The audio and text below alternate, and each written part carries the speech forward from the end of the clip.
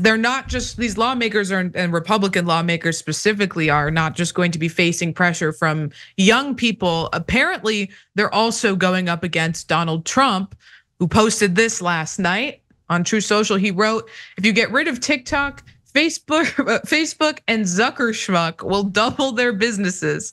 I don't want Facebook, who cheated in the last election, doing better. They are a true enemy of the people," which is a massive change of heart for Donald Trump. Because let's just quickly flash back to July of 2020. This was posted. President Trump told Air Force One press pool he plans to ban TikTok from operating in the United States. As far as TikTok is concerned, we're banning them from the United States, Trump said. And that was just one moment in his long crusade against TikTok while he was president. But there is a potential reason for this change, because according to the New York Magazine, conservative hedge fund manager Jeff Yass has threatened to axe donations to any Republicans who support a TikTok ban or divestment, which naturally is because he has a $33 billion stake in the company. But how that connects to Trump is that last week, Yass visited Mar-a-Lago, where Trump praised him as fantastic.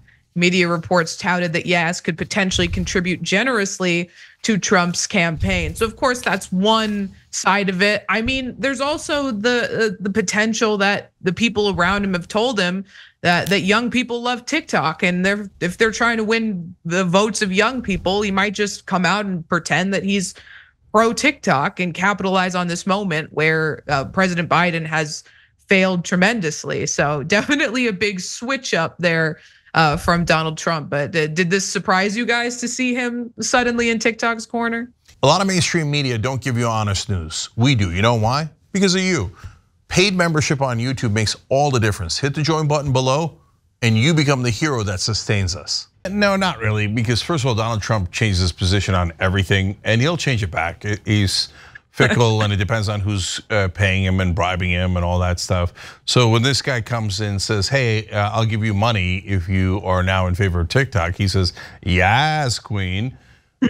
So of course, nothing surprising about that. And I look, they're politicians, so they're for TikTok one minute, they're against TikTok another minute, and it depends on what their advantage is. And so Biden probably didn't like TikTok because it drives people to know how bad a lot of his policies are.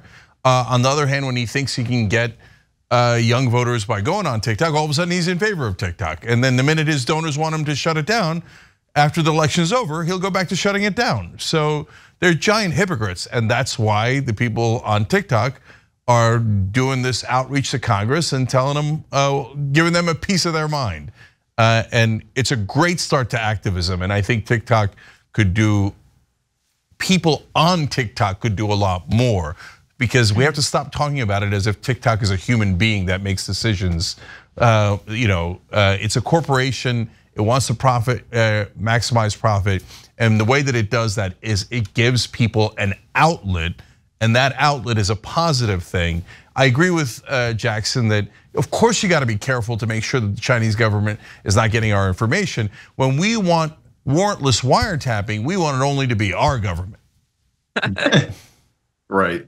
That's only our business. You know what I'm saying? If we're gonna break, if we're gonna cross civil lines, and let us do that ourselves.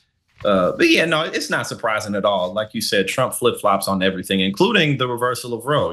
He started off saying, man, that's a bit too far, which every indication in the world indicates that that's one of the biggest political mistakes ever, at least in modern times, is actually doing that.